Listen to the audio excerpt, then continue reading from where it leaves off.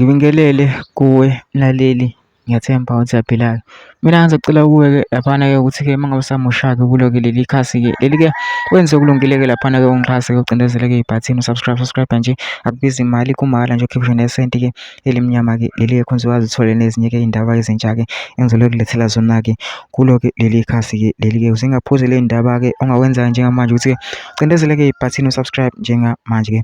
Udaba kulethele lona-ke namhlanje lithi MK laphana-ke iphumile-ke laphana-ke igcwele-ke itheku-ke laphana-ke yenza-ke imashi-ke laphana-ke enokuthula-ke laphana njengoba sonke sazi ukuthi-ke abayamukeli-ke laphana-ke imiphumela-ke yakhishwa-ke u-IEC na-ke laphana kuyimbangela ukuthi kube khona-ke le mashi-ke nangamagama-ke laphana-ke akhishwa-ke owe-DA uHelen Zille-ke laphana kuthiwa-ke babiza-ke abantu base-KZN-ke ngezinja-ke nayo kusayimbangela-ke yayo-ke le mashi-ke lana-ke ngiphethe-ke ividiyo-ke ilunga-ke le-MK-ke laphana-ke be-addressa-ke labantu-ke laphana, kodwa-ke angifuni ukuthi wezwa ngami phela mina into nje udlala-ke ividiyo-ke uzizwele wena-ke. Sengicela ukuwe laphana masuzwile-ke le vidiyo lena ngene ema-comment section-ke ufike usho umbono wakho-ke ngalo-ke lolu daba ukuthi wena ngabe ubona kanjani-ke le mashi le, ubona kanjani? Usho umbono wakho nje lapha kuma-comments-ke masicinza nebhathini nje subscribe nje akubizi imali, kumahhala nje ukhiphe nesenti-ke elimnyama-ke leli-ke khona uzokwazi uthole ezinye-ke iy'ndaba ezintsha ngiyifaka-ke kulona-ke leli khasi-ke leli-ke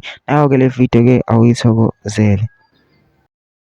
So-ke le mashi le ma-comrade sibambisene namaphoyisa. Ngicabanga ukuthi nibonile ukuthi it's a peace march, angithi? Into eyenzeka ngoJuly 2021 mangaphosisi asifisi siphinde siyibone ezweni lethu, amandla angithi sisho kanjalo sithi asithini siphinde siyibone ezweni lethu, ngoba namhlanje sinama-cost okudla ahigh kusukela kuJuly unrest. So-ke bafowethu, this is a peace march.